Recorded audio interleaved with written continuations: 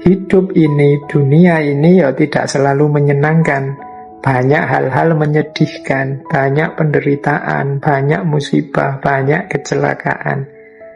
Tidak masalah, semua itu ya memang peristiwa-peristiwa yang lazim dalam hidup ini, atau kalau bahasa kita selama ini sunnatullah. Jadi hidup ini tidak pernah berat oleh situasi, kata Viktor Frankl.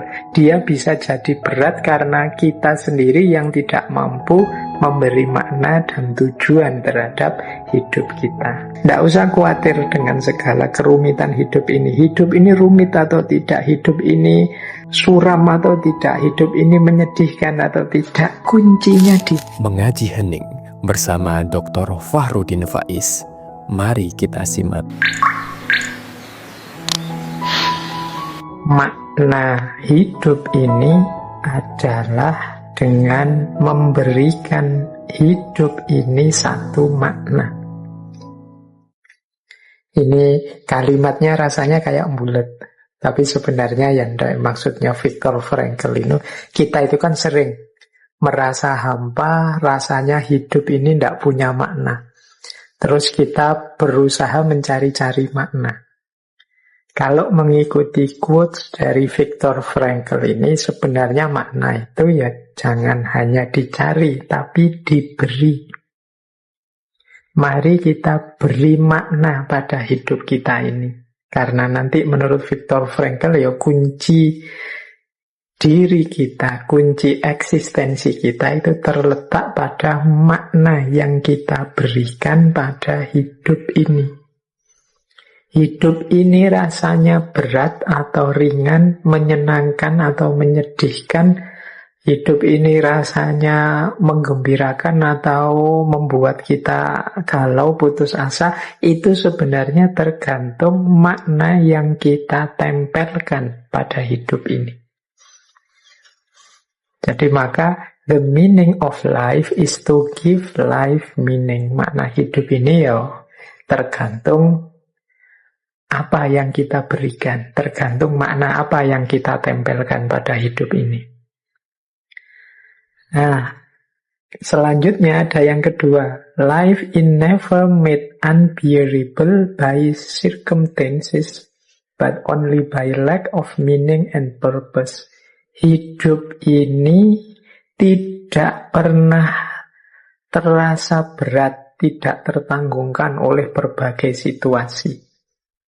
Kecuali kita yang kurang mampu memberi makna dan tujuan terhadap hidup ini. Jadi ini lanjutannya tadi berarti. Kita kan sering merasa hidup ini berat. Apa artinya hidup ini? Apa makna hidup ini? Kenapa hidup ini rasanya berat sekali? Mengapa situasi ini rasanya kok tidak tertanggungkan? Misalnya, itu kan sering kita mengeluh begitu. Kok yang saya inginkan tidak terjadi dan lain sebagainya. Kata Viktor Frankl, kuncinya justru bukan pada situasi di sekeliling kita, tapi pada kita sendiri. Bagaimana kita memaknai hidup ini? Dulu waktu kita belajar stoikisme misalnya kan kita dinasehati untuk senantiasa berpikir positif. Karena disitulah rahasia kebahagiaan, kegembiraan kita. Itu kan berarti kuncinya ada pada orangnya, bukan pada situasinya. Situasinya kita gagal. Tapi ada orang yang memaknai kegagalan itu sebagai tantangan untuk ditaklukkan lebih jauh. Ada yang memaknai kegagalan itu sebagai kehancuran dan keputusasaan.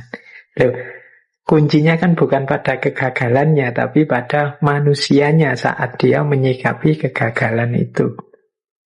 Faktanya atau kondisinya, misalnya jagomu kalah. Misalnya ya mungkin kamu jago apa, atau kamu punya idola, ternyata idolamu kalah, jagomu kalah mungkin dalam pertandingan apalah olahraga, bulu tangkis, apa sepak bola. Nah, Ya memang faktanya begitu, tapi kekalahan itu adalah sumber semangat bagi kita atau sumber kesedihan dan keputusasaan, itu kuncinya ada pada kita. Jadi hidup ini tidak pernah berat oleh situasi, kata Viktor Frankl. Dia bisa jadi berat karena kita sendiri yang tidak mampu memberi makna dan tujuan terhadap hidup kita. Mungkin teman-teman sering ya dalam hidup ini menghadapi fakta-fakta pahit, kenyataan-kenyataan tidak menyenangkan. Apalagi hari ini informasi begitu deras. Peristiwa-peristiwa tidak enak, tidak cocok, yang tidak sesuai dengan kita itu kan senantiasa sampai pada kita lewat berbagai jalan, termasuk lewat media-media sosial. Rasanya hidup ini terlalu suram sekali, rasanya hidup ini gelap sekali. Nah, itu sebenarnya kuncinya tidak pada fakta-fakta tadi, kuncinya ada pada tanggapan kita. Kalau kita membacanya, menempelkan makna yang positif, cerah, ceria, ya hidup ini tetap cerah, ceria. Tapi kalau kita menempelkannya dengan stiker yang buram, dengan makna yang buram, makna yang sedih, ya rasanya hidup ini memang menyedihkan. Jadi kalau ada pertanyaan, senang tidak sih hidup kita di Indonesia ini saat ini, gembira tidak sih sebagai warga negara saat ini, atau bahagia tidak sih sebagai manusia di dunia hari ini, dan lain sebagainya, itu jawabannya tidak pada situasi peradaban dunia atau situasi kebudayaan kita. Kebahagiaan atau kesenangan itu lebih banyak kuncinya ada pada diri kita sendiri. Nah, jadi ada pada kacamata kita. Kalau kita pakai kacamata hitam, kita memaknai hidup ini secara gelap, ya hidup ini gelap. Tapi kalau kita pakai kacamata yang cerah, terang, hidup ini jadi terang. Kita maknai hidup ini sebagai kebahagiaan dan tantangan demi tantangan, bukan sebagai keburaman, kegagalan, dan keruwetan demi keruwetan. Sehingga kata Viktor Frankl, even when it not fully attained, we become better by striving for higher goal. Bahkan meskipun tujuan kita, makna yang kita tempelkan tadi tidak sepenuhnya tercapai, tapi hidup kita lebih baik dengan perjuangan kita untuk mencapai sesuatu yang lebih tinggi. Jadi dengan kita menempelkan makna yang positif, dengan kita menetapkan tujuan-tujuan di depan, yang tentu saja tujuan-tujuan yang tinggi, cita-cita yang tinggi, ini lebih baik. Meskipun mungkin nanti tidak tercapai sepenuhnya. Tapi hidup yang punya tujuan, punya orientasi, ini jauh lebih baik. Dibandingkan hidup yang serba putus asa, serba pesimis, serba bingung. Nah, dari 3 quotes ini mulai bisa diraba ya nanti arah pemikiran eksistensialnya Viktor Frankl ini kemana. Jadi kata beliau, ini quotes yang keempat, decision, not condition, determine what a man is. Jadi keputusan-keputusan kita, bukan situasi-situasi yang kita hadapi yang menentukan siapa diri kita. Boleh saja kita berhadapan dengan situasi-situasi yang pahit, tapi bagaimana sikap kita, bagaimana respon kita menghadapi situasi yang pahit, itulah yang nanti menentukan siapa diri kita, yang nanti menunjukkan orang seperti apa kita itu. Nah, jadi kesinilah nanti gagasan-gagasan Viktor Frankl akan ditujukan. Berarti apa? Kuncinya tetap ada pada manusianya. Kalau kita ingin jadi manusia yang otentik, manusia yang punya kontribusi, manusia yang sesuatu dalam hidup ini, kuncinya ada pada diri kita sendiri. bukan pada kondisi dan situasi di sekeliling kita.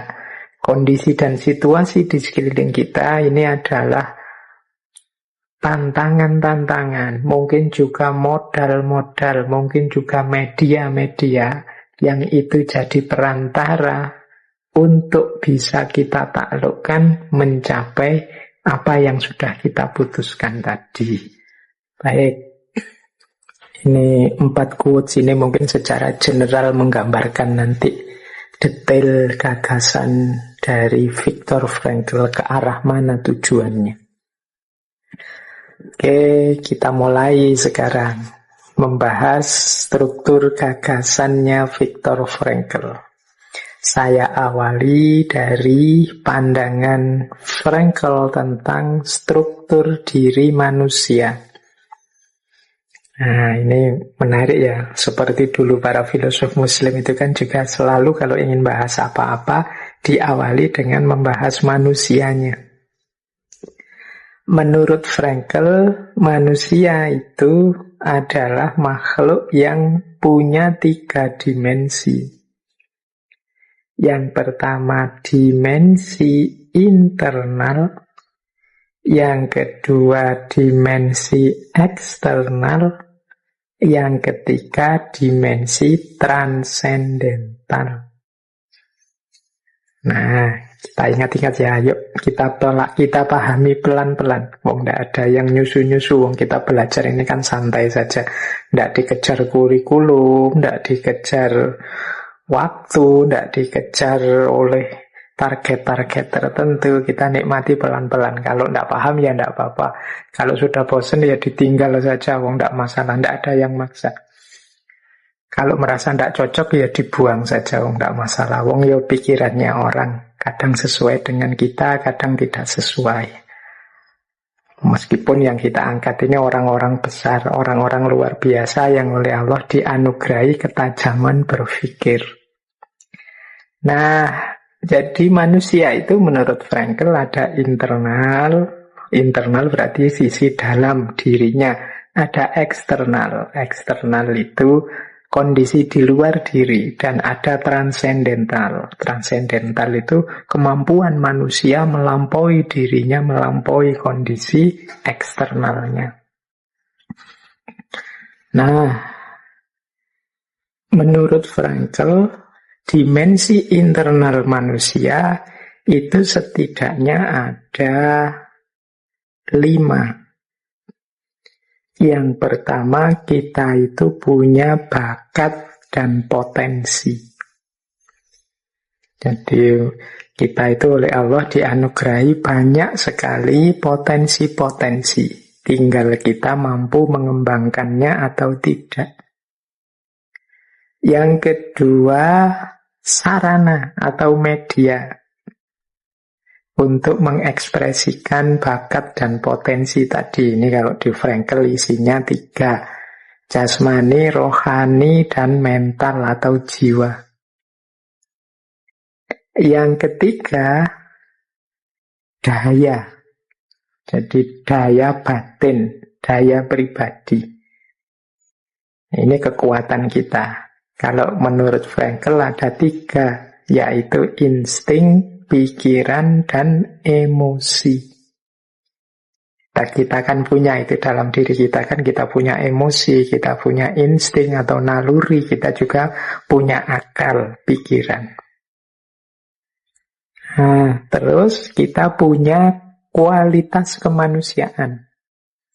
Kualitas insani, kualitas kemanusiaan itu isinya adalah keinginan kita untuk hidup secara bermakna. Kualitas kemanusiaan ini nanti yang membedakan manusia dengan makhluk yang lain. Disinilah manusia melahirkan karya, kreasi, melahirkan keunikan-keunikannya sebagai manusia. Ini kualitas insan. Dan yang kelima, kebebasan atau kemampuan milih yang terbaik untuk diri kita. Nah, ini 5 hal ini ada dalam diri kita. Mari kita manfaatkan sebaik-baiknya. Jadi kalau versi agama, ya Allah menganugerahkan 5 hal ini. Kita diberi potensi, kita diberi sarana, jiwa, raga, rohani, jasmani. Kemudian kita juga diberi kekuatan atau daya, insting, pikiran, emosi. Kita juga diberi kualitas kemanusiaan, yaitu keinginan-keinginan, kehendak-kehendak. Ini yang tidak ada di semua makhluk yang lain. Dan yang terakhir kita diberi kebebasan, yaitu kemampuan untuk menentukan milih mana yang terbaik untuk diri kita. Nah, ini kita yang ada di dalam. Yang di luar diri kita punya setidaknya 2 situasi, yaitu kondisi lingkungan dan kondisi masyarakat di sekeliling kita. Ini yang pertama. Yang kedua, norma-norma dan nilai-nilai sosial budaya yang berlaku di sekeliling kita. Jadi kalau dalam diri kita ada 5 aspek tadi, terus berhadapan dengan dunia luar, dunia masyarakat, dunia lingkungan dengan nilai dan norma-normanya. Nah, tidak berhenti di situ. Manusia juga punya aspek transendental. Aspek transendental itu kemampuan manusia melampaui dirinya, baik kondisi internal maupun eksternalnya.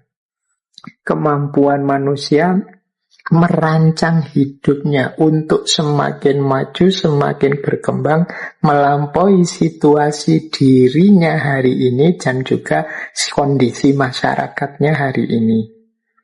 Kan hanya manusia yang bisa.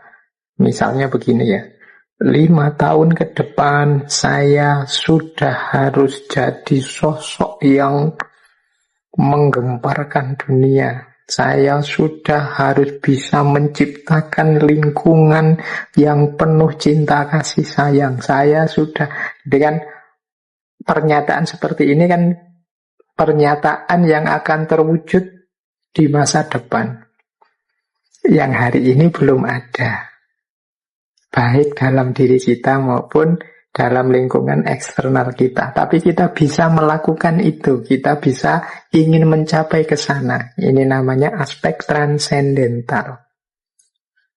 Meskipun sekarang saya hanya mahasiswa yang tidak lulus-lulus, dikejar-kejar untuk segera lulus, tapi insya Allah 5 atau 3 tahun yang akan datang, saya sudah mapan, punya rumah, punya istri, punya kekayaan berlimpah misalnya. Ini kemampuan transendental, kemampuan kita mengatasi situasi masa kini, merencanakan, menetapkan tujuan, bersikap atas situasi yang saat ini kita hadapi.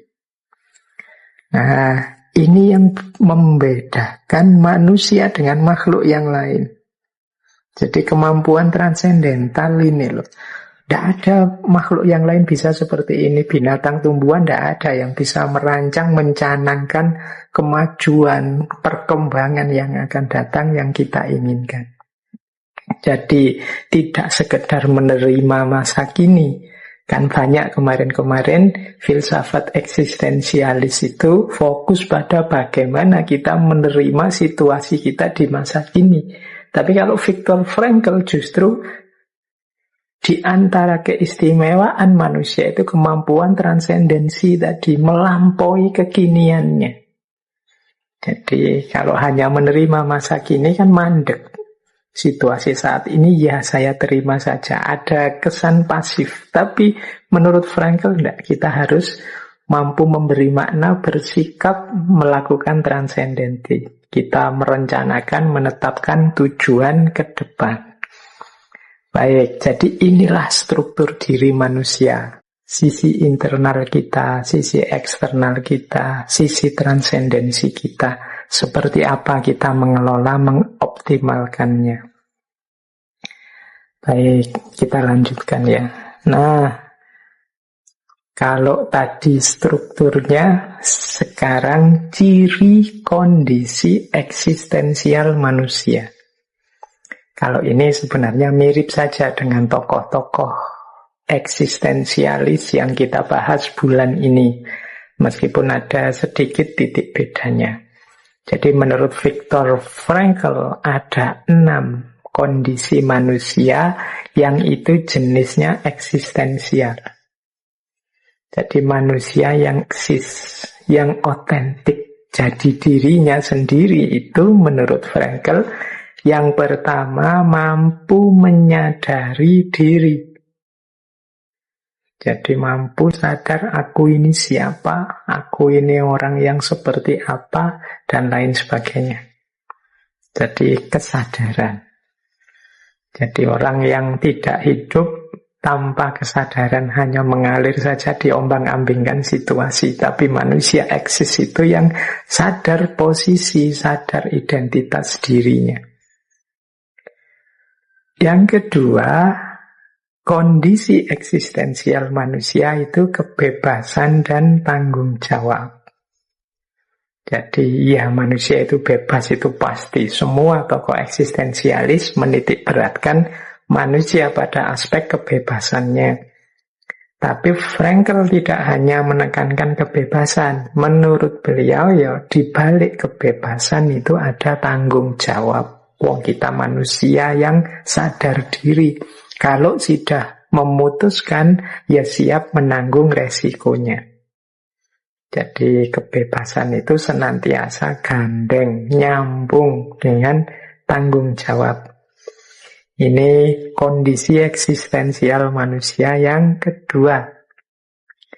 Nah, kondisi eksistensial manusia yang ketiga, manusia itu eksis kalau dia mampu membentuk identitas dirinya dan mampu berhubungan dengan orang lain. Jadi diperhatikan ya kata-kata membentuk ini. Berarti kita berupaya membangun jati diri. Ini kata-kata membentuk, membangun ini mungkin agak berbeda dengan selama ini kita itu selalu mencari. Kan banyak kita menggunakan diksi mencari siapa aku, mencari jati diri. Tidak, jati diri itu bangunlah. Kalian ingin diri kalian seperti apa? Ingin jadi orang yang soleh, ingin jadi orang pemberani, ingin jadi orang yang pantang menyerah, ingin jadi orang yang senantiasa gembira, selalu tersenyum, silahkan. Bentuk dirimu, bentuk identitasmu sebagaimana yang engkau inginkan. Jangan menunggu, jangan hanya mencari. Kalau dicari-cari ya kalian akan bingung mungkin. Jangan-jangan teman-teman muda yang sering Pak saya sedang melakukan pencarian Pak, akhirnya menjelajah kemana-mana dan tidak ketemu-ketemu. Kemungkinan salahnya di kata mencari tadi. Jangan hanya dicari, tapi bentuklah identitas dirimu sebagaimana yang engkau inginkan. Jadi bangunlah mulai sekarang. Nah ini cirinya orang eksis. Dia bebas, bertanggung jawab, dan membentuk sendiri identitas diri yang dia inginkan. Tanpa dipaksa, tanpa dipengaruhi, tanpa diintimidasi, tanpa ketakutan-ketakutan. Ini loh aku, sebagaimana yang aku inginkan. Itulah orang yang eksis. Dan juga mampu berhubungan dengan orang lain. Ya, tidak ada gunanya kita itu hebat, jago, luar biasa, tapi sendirian. Tidak mampu bergaul, tidak mampu berinteraksi dengan orang lain. Orang itu eksis, kelihatan dia unik, itu kan ketika dia bareng-bareng dengan yang lain. Oh, kalau yang lain cirinya begini-begini, kalau dia itu cirinya begitu. Nah, itu kan kelihatan kita eksis itu kalau bersama-sama dengan yang lain. Tidak hanya mampu jago kalau sendirian. Saya hebat loh Pak, tapi kalau pas sendirian, kalau ada yang lain, saya malu Pak, saya tidak berani tampil. Itu berarti kita tidak eksis. Jadi eksis itu, ya kita mampu membentuk identitas diri dan mampu berhubungan dengan orang lain. Nah, yang keempat, memberi makna hidup. Jadi memberi makna hidup itu ya apapun peristiwa, apapun fakta, apapun situasi yang kita hadapi, kita mampu memberi makna sesuai keinginan kita. Jadi ini manusia yang eksis. Makna sesuai keinginan itu ya kadang-kadang tidak sesuai dengan orang lain, tapi ya ini makna versi kita.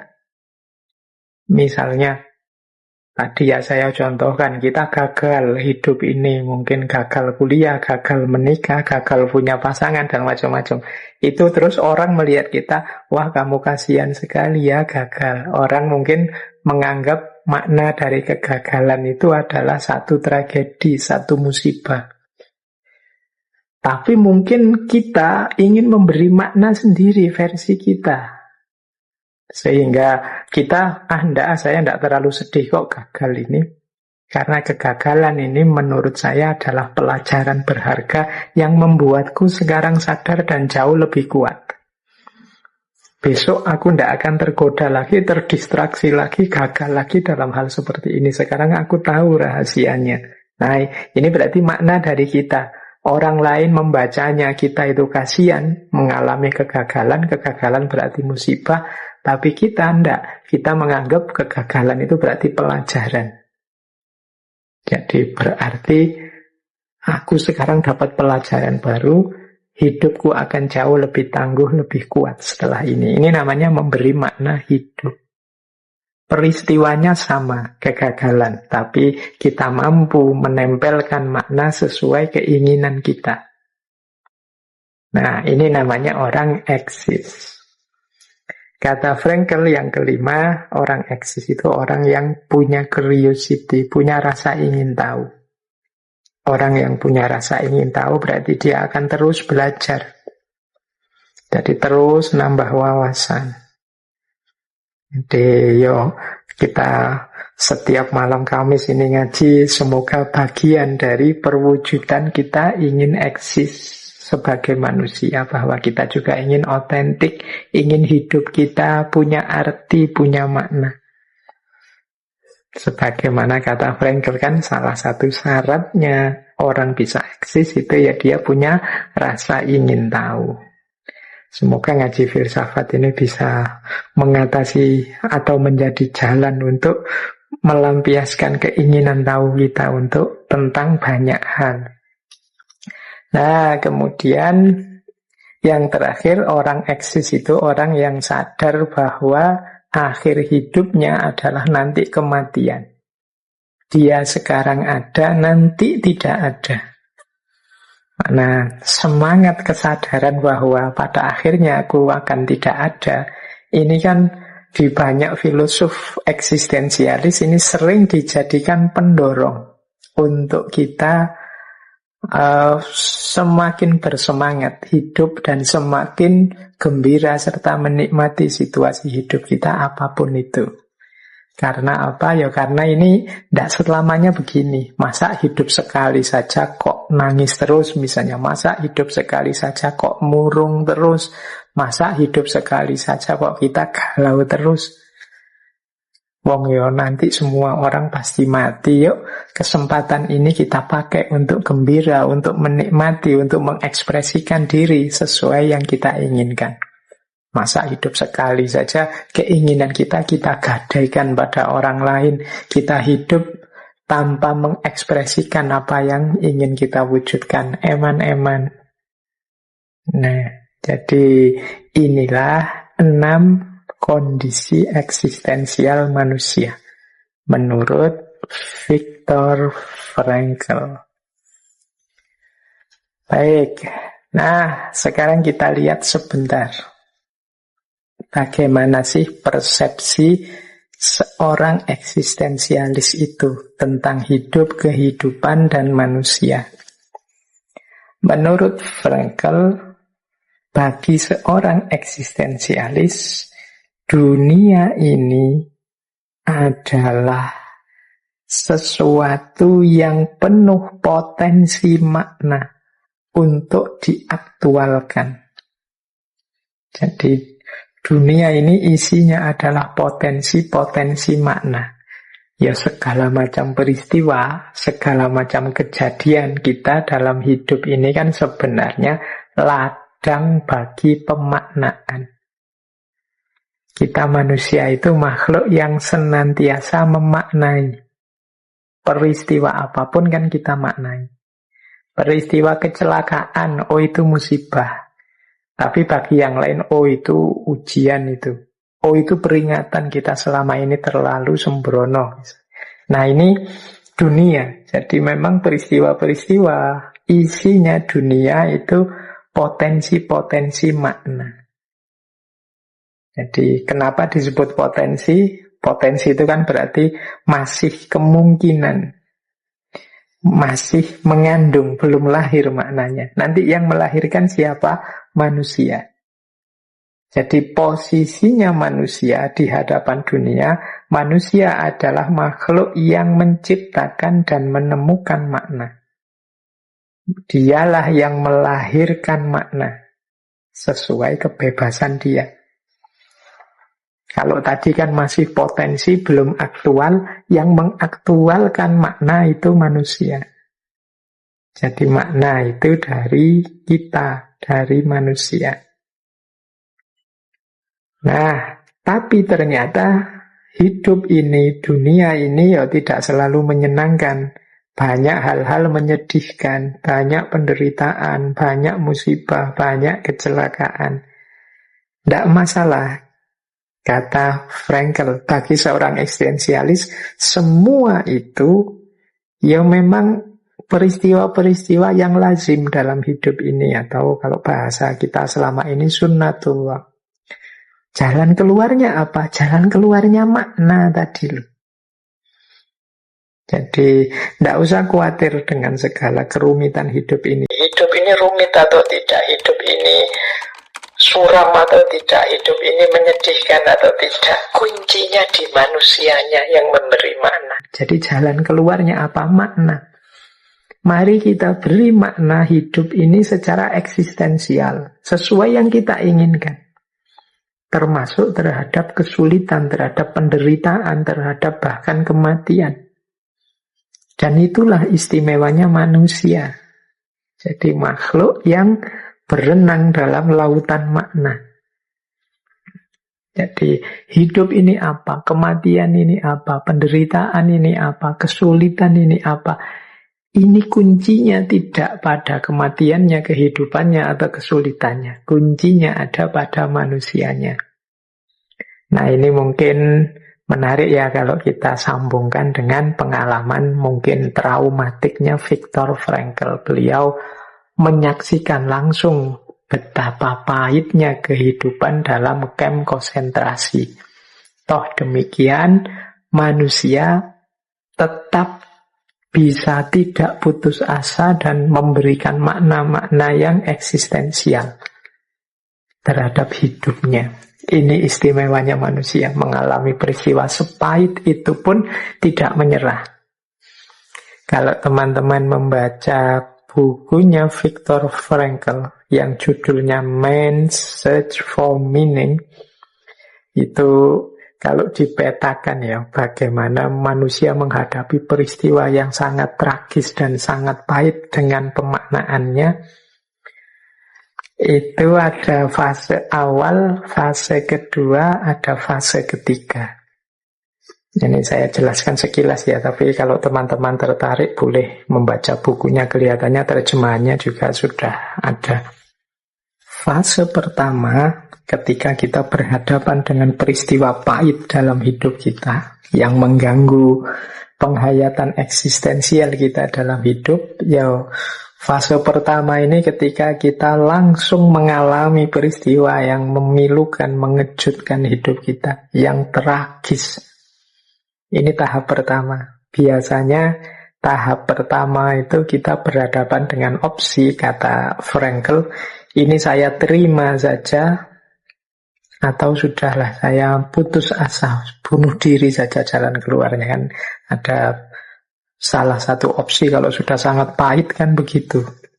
Apalagi melihat istrinya, beliau kan istrinya, ayah ibunya, saudara-saudaranya meninggal di kamp konsentrasi tadi. Oh itu orang yang tidak berpikir panjang itu bisa jadi ngambil jalan pendek. Atau tetap menerima. Karena serangan tahap pertama ini guncangan tahap pertama ini guncangan yang luar biasa. Disinilah kita penting berusaha bertahan. Jadi sama seperti kalau orang sedang marah, orang yang sedang sangat sedih itu mungkin saatnya untuk menarik diri sebentar. Tidak kesusu menyimpulkan atau memutuskan apapun. Menunggu sampai pemikiran kita jernih. Jadi ini untuk teman-teman semua yang mungkin yang sedang digalaukan, disedihkan, disumpahkan oleh hal apapun dalam hidup ini. Kalau memang sedang tidak jernih berpikirnya, sedang emosinya sedang sangat tidak stabil, moodnya sedang sangat rendah, tarik diri sebentar. Kalau dalam agama ya saatnya kita mendekat ke atas. Tapi intinya memang jangan kesusu memutuskan. Jangan kesusu mengambil kesimpulan yang terburu-buru. Nah, kalau kita lolos di tahap pertama ini, kita akan masuk tahap kedua. Tahap kedua itu ya kita berhasil bertahan meskipun sangat pahit. Jadi meskipun hati kita tercabik-cabik, air mata kita rasanya kering, tapi kita tetap berusaha bertahan. Nanti ada fase apatis. Fase apatis itu fase ketika kita sudah pasrah sepasrah-pasrahnya dan tidak percaya lagi situasi akan lebih baik. Ini fase apatis. Sudahlah. Yes, memang ini tidak bisa diperbaiki lagi. Ini memang situasinya sudah fatal, sudah akut seperti ini. Ini fase apatis. Jadi kayak kita kalau sedih itu loh, mungkin sedih ditinggal orang yang kita cintai. Itu kan pada tahap pertama betapa kita ini seakan tidak percaya. Ketika kita sudah bertahan, kemudian muncul apatisme. Apatisme itu, ini mesti tidak bisa baik lagi, situasinya mesti akan seperti ini terus. Seolah-olah kesedihan itu tidak akan ada akhirnya. Tapi di fase kedua ini, karena kita sudah mampu bertahan, biasanya kita mati-matian ingin survive, ingin tetap bertahan, apapun yang terjadi. Ini menarik teori ini kalau nanti teman-teman membaca misalnya psikologinya orang-orang yang terjajah misalnya. Dulu nenek moyang kita, simbah-simbah kita yang mengalami penjajahan ratusan tahun, itu mungkin juga mengalami peristiwa ini. Betapa menyedihkan, betapa galau, tapi berusaha mati-matian bertahan dengan harapan semoga nanti ada situasi yang lebih baik. Meskipun ada fase apatisnya itu sudah tidak mungkin lagi, memang situasinya seperti ini. Apapun yang terjadi harus saya terima, mau gimana lagi, ini fase apatis. Nah, kemudian biasanya masih ada sisa-sisa kemanusiaan yang bisa dinikmati. Ya kalau di camp konsentrasi masih ada kegembiraan sedikit-sedikit bersama, kan itu hidup bersama-sama. Nah ini yang membuat mungkin bertahan, membuat masih sanggup bertahan. Nah kalau tahap kedua ini mulus, sukses bisa dilewati, sampailah pada tahap ketiga.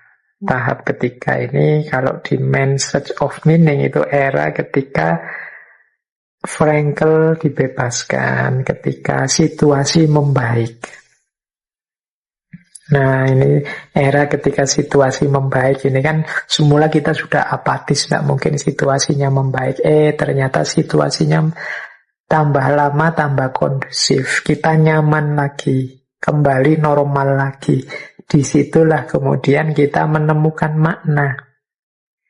Menemukan makna itu maksudnya begini loh. Kemarin yang kita galau, nangis-nangis, sedih, putus asa, bahkan sampai ingin bunuh diri, alhamdulillah meskipun tidak sampai ke sana, sekarang kita bisa memaknai peristiwa menyedihkan yang sudah kita lewatkan tadi. Oh, alhamdulillah, saya bisa mengambil pelajaran dari kesedihan kemarin itu. Saya menemukan hikmahnya, saya menemukan rahasianya. Berarti saya harus begini, berarti saya harus begitu. Ini namanya menemukan makna. Disitulah man search for meaning. Jadi bagaimana kita ketemu dengan makna-makna dalam hidup ini. Terima kasih sudah menyimak. Semoga channel Mengaji Hening bersama Dr. Fahrudin Faiz selalu bisa memberikan ilmu, motivasi, dan kebermanfaatan. Salam sehat dan bahagia.